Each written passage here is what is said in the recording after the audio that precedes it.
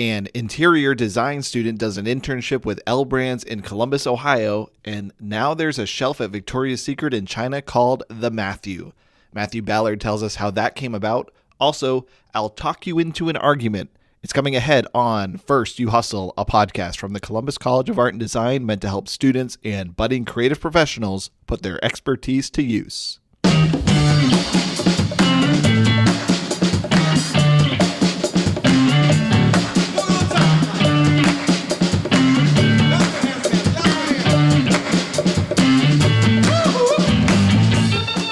When you walk into a retail shop, you can bet that every inch of the floor plan has been mapped, the materials heavily vetted, and displays precisely designed to make your shopping experience the best it can be. As e-commerce looms over brick and mortar, it could be the interior designers that end up saving retail. My name is Matthew Ballard. I am currently a junior at CCAD, and I am majoring in interior design. This summer, I worked for L Brands. And if you find yourself at an internship with L Brands, they're going to put you to work.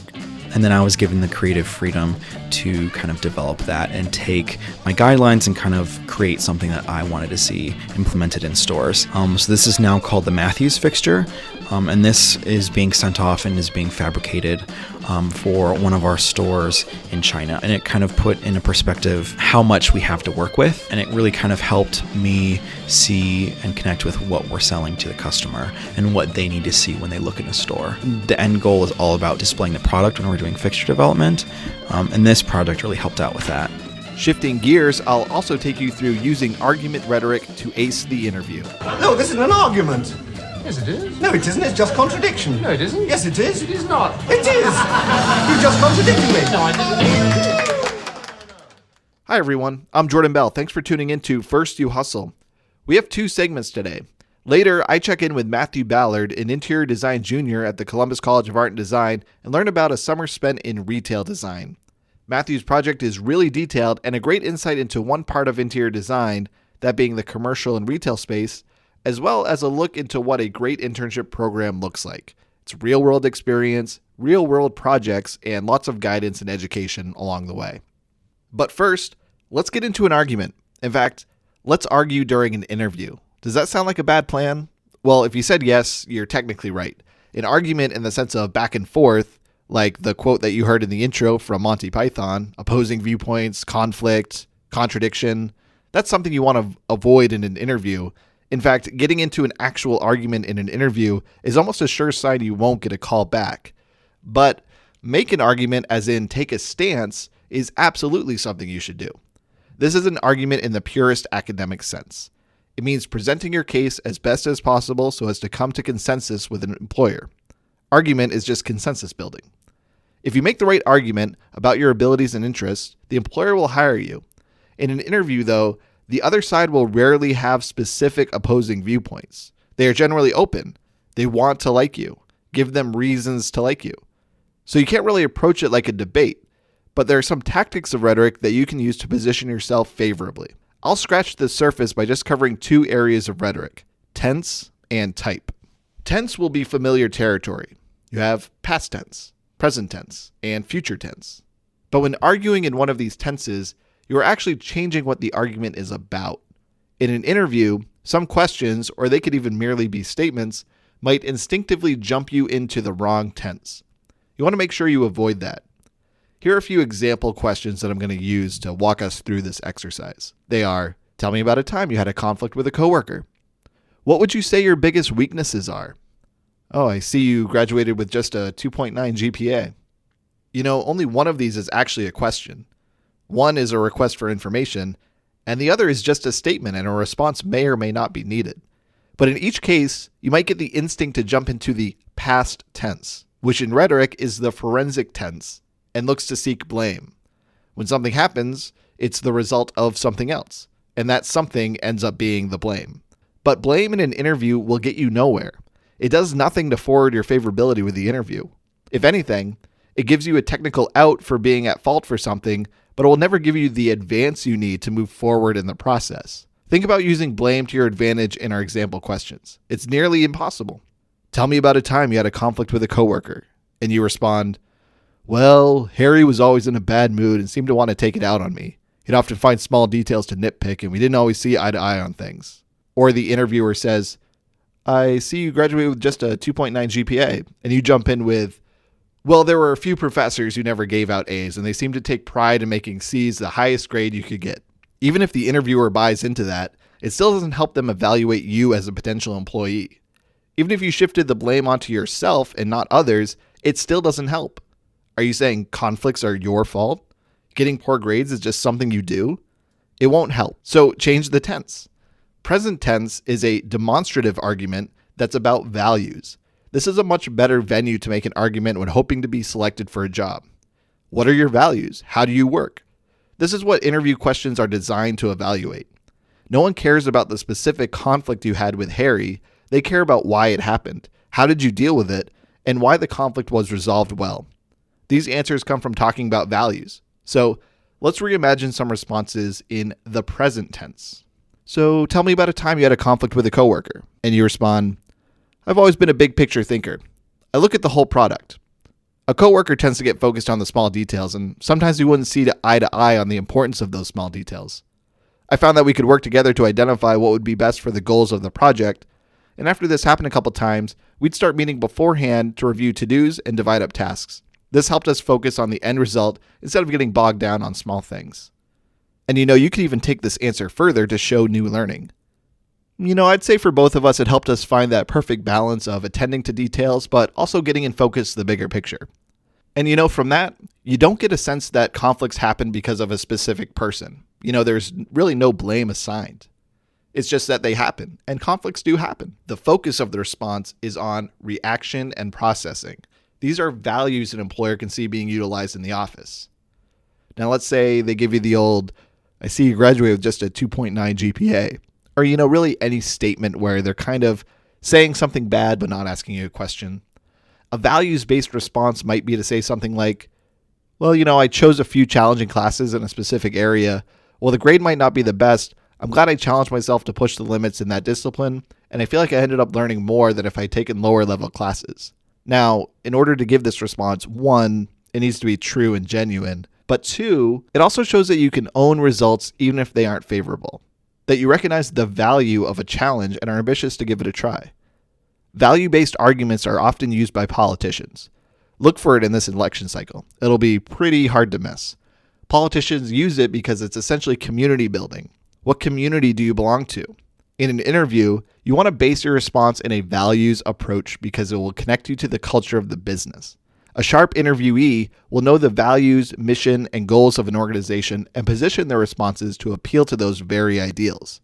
If you aren't genuine when you do this, it will show. But for those that genuinely connect to the ideals of the employer and then know how to articulate that in their interview response, will end up getting offers. Value-based arguments also help you show current employable attributes. It gives a sense of how you will be as an employee today, not as you were yesterday. But there's also another tense we haven't talked about, the future. Isn't future tense even better than present tense because you hope to be employed with the company in the future? In theory, you might think so, but future tense is a deliberative argument meant to come to a decision. This is something you'll likely use more when you're actually employed by the company and not so much when you're hoping to get an offer. Now, why not? Well, a choice means you understand alternatives. In an interview, you only know 2 alternatives, hire me or hire someone else. Therefore, you can't do much deliberative arguing to position yourself as better than not hiring you because the elephant in the room is that there are other people they could hire. If you were to say, why hire me? Well, if you don't, who will do this job? That isn't a good argument because someone will do the job and they can't tell you who, and you don't know who that person is. If you did, and as politicians do, you can start making deliberative arguments by positioning yourself against another person. You can't really do that in an interview, though, because it's all about fit. Why do you fit in? So a values-based approach means you'll connect more strongly than a comparison. In management, once hired, you might find deliberative approaches to be more effective, though, because it focuses the involved parties on coming to a solution. So anytime you see a question that skates into the negative or puts you on the defensive, even lightly, the why should we hire you question, it's a question that you answer in defense. Try not to. Stick to values. Why are you the right employee? You'll use real examples. You'll talk about accomplishments and possibly failures, but you'll want to wrap it up in values, especially do this when you've left a past job on not so good terms. You'll avoid blame, and your answer will present things that hopefully are admirable and employable. Lawyers seek blame, but they are hinging on the jury to believe them more than the other lawyer. If you seek blame, you're essentially leaving it up to verdict. Do they believe you? But if you seek values, you'll know you gave them good things to consider, and really, you did the best you possibly could. And that brings me to the final part of our rhetoric lesson today: type. Logos, ethos, and pathos. This is an appeal to logic, character, or emotion. When we listen to someone, we buy into what they are saying based on some mix of the three. So for logos, that's logic. The appeal comes from explaining and using logic to establish your authority. So if I explain a technique to you and show you how to do it, you'll buy in that I'm an authority on how to do that, and you'll kind of pick up what I'm putting down. Now, if I use an appeal to ethos, I might give you some kind of credential. So the best example of this is someone that's giving you advice on what to do in case of a tornado, and you're watching a video and the chyron comes up and it says, this is Dr. So-and-so, chief meteorologist with the National Weather Center. That's their ethos. They're establishing character that I'm with this authority on weather and I have a doctorate. So you kind of put together that, hey, what they're saying, I might actually buy into. And then pathos is emotion. So that's appealing to emotion, but that doesn't mean just begging. It actually means matching the emotion of your party. So if you know the temperament of the people that you're talking to, you want to match that temperament. And we talk about this in interviewing all the time. You want to match the room. You want to match the culture of the organization. If it is, light and loose and everyone has a lot of energy, or is it more contemporary? Do they have everyone's wearing suits? Is there mahogany everywhere? What's the look and feel of the organization? And what are the behaviors of the people that work there? How do you want to reflect that in what you're saying? That's why some emotional arguments work on some people, but they don't work on others, because it's not about dialing up the emotion. It's about emotion matching. So I want to get into my interview with Matthew at L Brands. And actually, Matthew, unbeknowingly, uses a lot of the tactics that I just talked about, talking about values-based approaches, using a lot of logos, but also a good establishment of ethos by establishing what is L Brands and why are they an important company. So as you listen to the interview, you'll see rhetoric just is kind of used naturally, but this lesson is hopefully to give you some insight into how you can use it purposefully when you're interviewing. I'll also summarize some of Matthew's points reflecting on rhetoric at the end of the interview. So let's jump into it. Here's my interview with Matthew Ballard, interior design student at Columbus College of Art and Design. So my name is Matthew Ballard. I am currently a junior at CCAD, and I am majoring in interior design, and I have a double minor in business and design research. This summer, I worked for L Brands, which was formerly known as Limited Brands, but you might know us as the 5 companies that we represent: Victoria's Secret, Pink, Bath & Body Works, La Senza, and Henry Bendel. So it's mostly a company that's geared towards women's lingerie and women's beauty. So that's who our main clientele is. A little bit about the company that I worked with this summer. We are the largest founder-led specialty retailer. Our CEO and current acting founder, Les Wexner, is one of Ohio's biggest philanthropists. He's also Ohio's wealthiest man. He started L Brands with his very first specialty store in Columbus. And now we are currently a $13 billion company. And I currently worked in the international division of L Brands with store design and construction, more specifically Victoria's Secret beauty and accessories, with the travel retail team. So I essentially helped and assisted in the creation of international airports around the world. So that was kind of what I helped the team do. It was a pretty small team. Stores in international airports, is it? Correct. Okay. Yes. So, yep. And so currently our enterprise has more than 88,000 associates, whether that's at the home office in Columbus, in our district office in New York City on Fifth Avenue, or associates in and around our stores worldwide. So we like to present ourselves as a family of brands, and currently we're located in over 75 countries with approximately 3,900 stores worldwide. So as far as my position is concerned, for the 12 weeks that I was in my internship over the summer, I did a variety of tasks to kind of assist my team in progressing the overall kind of track of where our stores were being as far as the development was concerned. So it starts with a proposal to our partner in a country where we either have a large footprint or a non-existent footprint. So this summer we kind of focused on spreading our wings with VSBA, which is Victoria's Secret Beauty and Accessories. What kind of makes my team unique is that Victoria's Secret is known for selling bras and panties, mostly bras, but in airports, that's the one thing we don't sell, just because our research has led us to believe, and we've seen that selling bras in airports isn't really feasible, just because putting them in luggage, they're heavy, they're big, they take up space. In airports, people are more geared towards purchasing fragrances, gift sets, luggage tags, things like that. So we kind of gear our product line in international airports more towards the international traveler, keeping in mind like what they can bring on the aircraft and what they might be looking for in a different country. So my very first project was for an airport in Tocumen, which is in Panama City, Panama. So currently there were 2 bids and 2 proposed sites that we could kind of propose to our partner. So this was for T1, which is our first bid. So this was the proposed store plan that I created.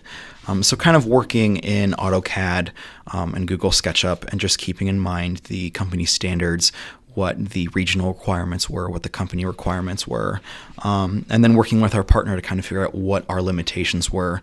Just because proposing and creating stores in airports, they have a lot of restrictions as far as electrical, running water, the flooring, slip resistance, and fireproof.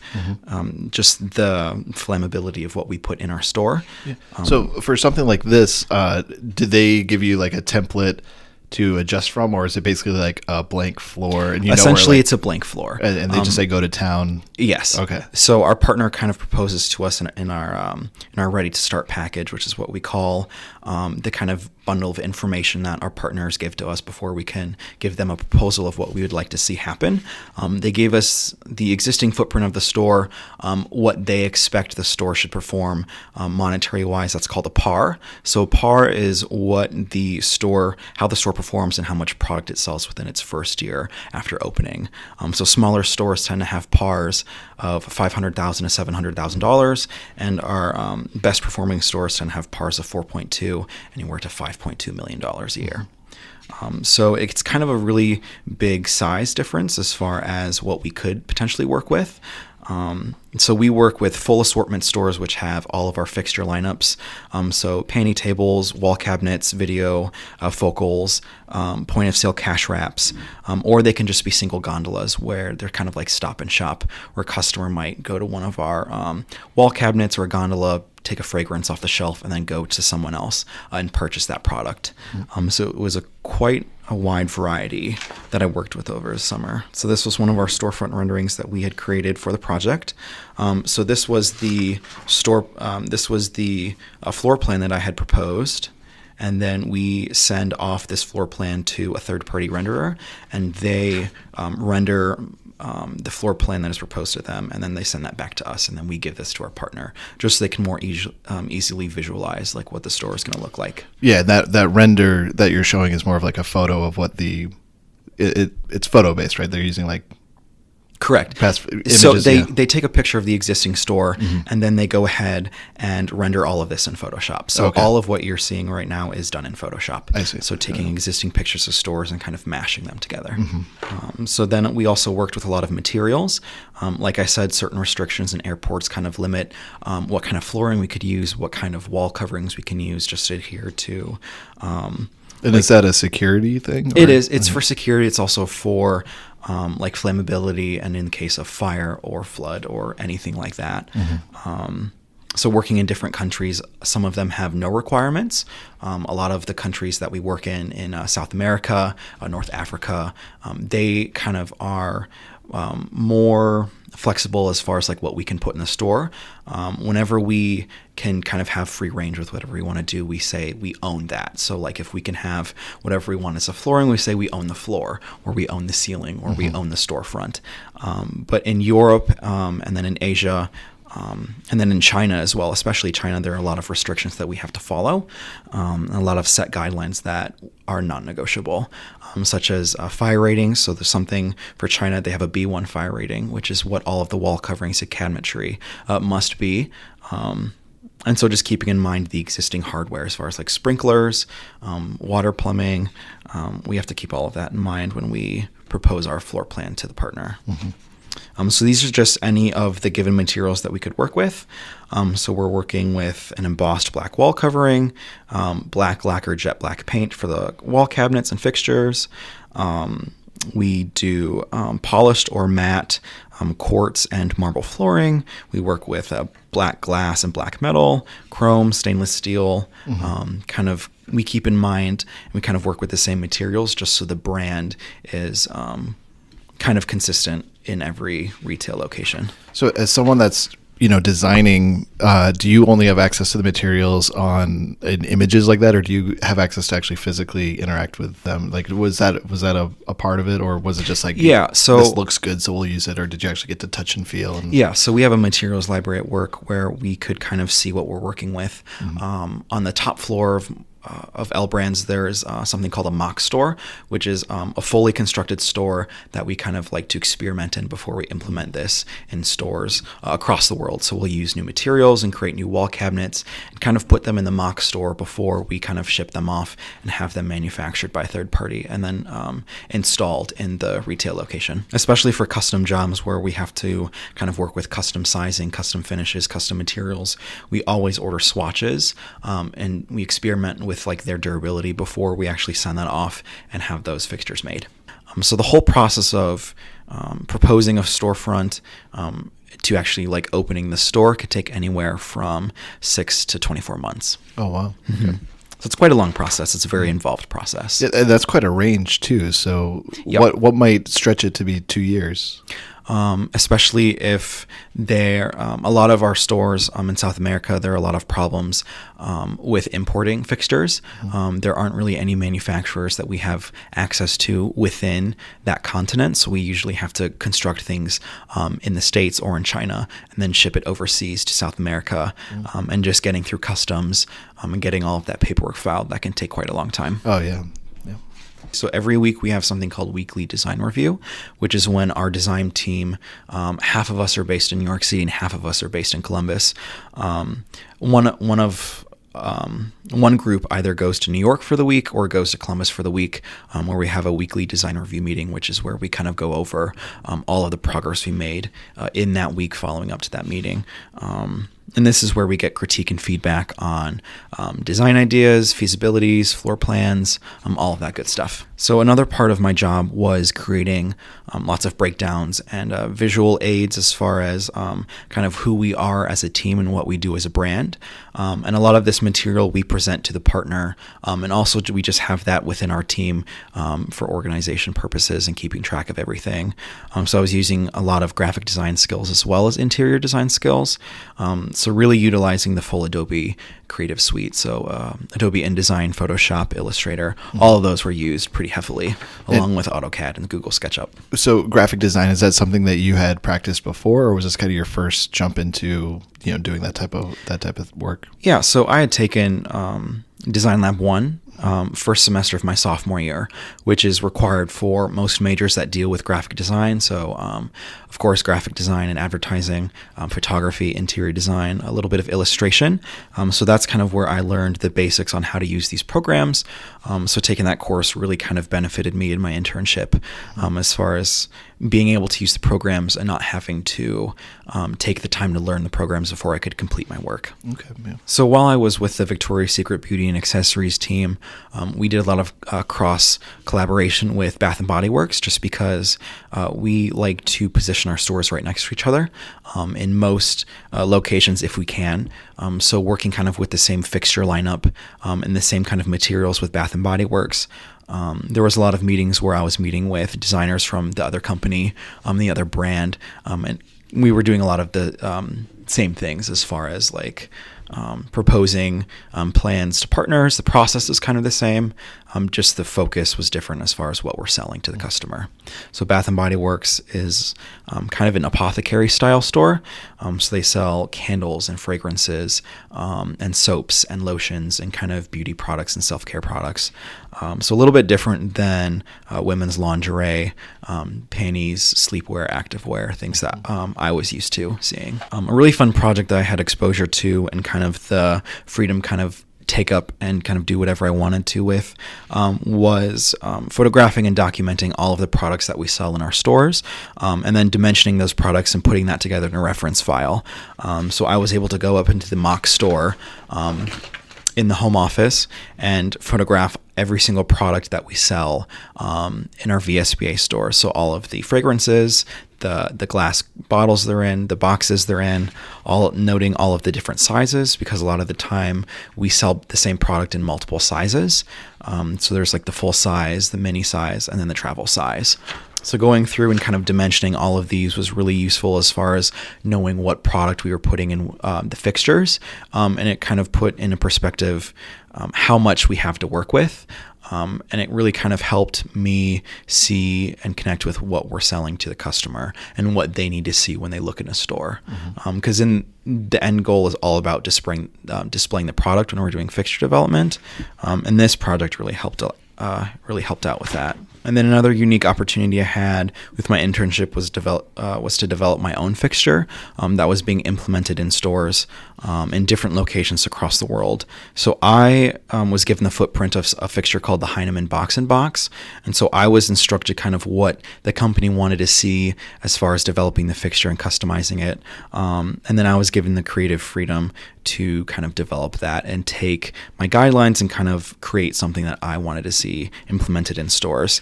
So this is now called the Matthews fixture, and this is being sent off and is being fabricated for one of our stores in China, I believe. Mm-hmm. And so what kind of changes did you make to the as far as adding shelves, kind of reducing the overall footprint of the fixture as well, kind of making it smaller while maintaining the capacity of product that was going within the fixture, changing the shelf layout, adding lighting, changing the materials. So this project kind of took a week to complete, and then the revisions on that fixture kind of took an extra 2 weeks after that. So this was the first version of that. L Brands was really great in saying that all of the work I created, I could put in my portfolio and use that for my future job internships, using that to reference in my studio work in the classroom, and then just kind of displaying what I did during my time there. Yeah, so you've been showing us this book that has all these layouts and revisions and basically everything you've been working on. Do you get to keep this book, or does that I go? do, yes. So that's a pretty thorough kind of takeaway for being able to show to someone. So let's maybe transition from what you did, which was a lot, to kind of how you did. So how did the internship experience go, and maybe what were some things that you learned professionally? I always talk about there's your technical skills, which are kind of everything you just talked about. And then there's your professional skills, just kind of being prepared to be a professional designer. How do you feel like that aspect of the internship went? When I first started my internship with L Brands, I had a difficult time kind of understanding the language of retail design and corporate design, and more specifically international design. Just getting used to the measurement conversions, and then working with partners who essentially don't really speak English sometimes. That kind of took a while to get used to. But working closely with my manager and referencing my onboarding binder, which has this really long list of acronyms that we might use in meetings, I was able to pick up kind of the L Brands lingo in the first couple of weeks of my time. And then just that kind of progressed through the summer and the 12 weeks I was there. And my focus kind of shifted from understanding what I was experiencing and what I was hearing to kind of making my contributions to those meetings, using the lingo and the language that I learned, and kind of using that in interpreting my designs, and sharing that with people within the company and all across the world. How easy was it to kind of bone up on lingo and things like that? Were you able to ask questions, or was it too intimidating and you kind of had to nod and then secretly find out later what it was you just nodded to. Yeah, at first it was a lot of just nod and smile and kind of write down essentially what I didn't understand, and then kind of research after that meeting what I had heard and kind of determine what was being talked about. That kind of focused and shifted to kind of interpreting it internally what I was hearing. And then once I was able to understand that, I kind of still maintained my kind of silence per se, just because I wanted to confirm that I was understanding things properly before contributing my own opinions and designs. I would say probably the last six weeks, probably halfway through my internship, was when I really started to contribute my own opinions and thoughts. And I was able to do that effectively in meetings with people who I had not worked with, as well as my own team. And let's talk about that team aspect. How many people were you regularly interacting with, and then how many people throughout your internship did you end up working with? Like, what was that range like? Yeah, so the people who I kind of met with on a weekly and a daily basis, there were about 8 of us. So 2 of our designers are in New York City, and our design director is in New York as well. They would come in for 2 days a week, most of the time on Wednesdays and Thursdays, and then that would be the full team where we'd have those large meetings. But I would frequently go to weekly meetings with members of our finance team, our legal team, and just a lot of our partners as well. So I regularly worked with the same probably 20 people, but over the course of the summer, I probably had exposure to hundreds of professionals across L Brands. And that must mean you have hundreds of different styles and personalities. And, what was it like getting used to that, navigating that, like how you interact with people based on who they are, and how they want to be interacted with? Being in meetings was almost easy in the sense that everyone is kind of adhering to this same kind of schedule. Everyone knows what needs to be talked about in the meeting. So there's not really much room for personality when we have a lot of things to cover in maybe an hour or two during that meeting time. But when it was just my team at the desks and we were just working and collaborating kind of more freely, that kind of took some time to kind of gauge what the personalities I was working with were. And then how to kind of communicate with my coworkers effectively, and kind of gauging what was the most beneficial way of conveying my opinions to them in a way that wasn't offensive, was understandable, and also was respectable as well.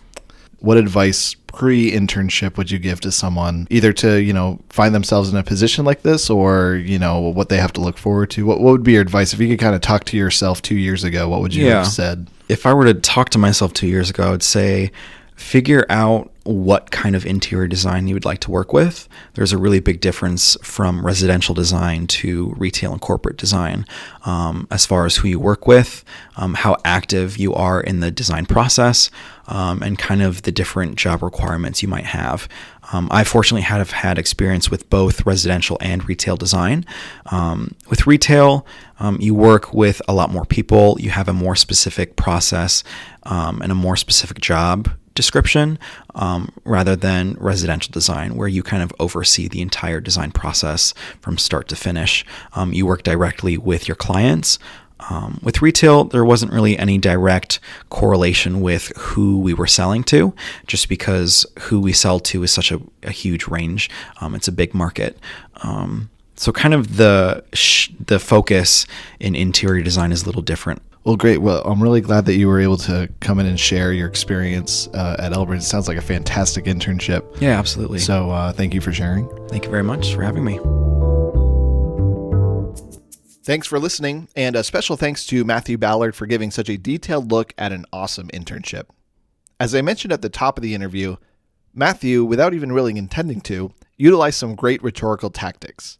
By establishing the scope of and mission of L Brands as a company, it gives credentials for talking about the projects later on. If Matthew had simply discussed the tactics of retail design without mentioning L Brands, you might doubt whether this is the best authority on the topic or not. However, by knowing L Brands and Victoria's Secret, you're already visioning the end result. So Matthew talks about the work completed, but doesn't need to focus on emphasizing the quality of the results. And why not? Because we know the work Matthew did is being used in real Victoria's Secret stores. If it meets the threshold to be included there, we already know it must be remarkable work. And this is because of the reputation of the brand. So Matthew, not even intentionally, made a logos appeal, logic, by detailing what work was done, but then did need to, quote, spike the football on its success because of the established ethos, the character, for the brands that used the designs. So that brings us full circle to our first segment where we talked about ethos, logos, and pathos. Look for those when you're speaking with people or people are speaking to you. What appeals are they making? And keep that in mind too when you're preparing to talk to others. How will you get their attention and keep their attention? The people who do it the best are using a mix of all three. So that's our show. Subscribe on iTunes, Stitcher, Google Play, or like us at facebook.com/firstyouhustle. We'll see you next time. Take care.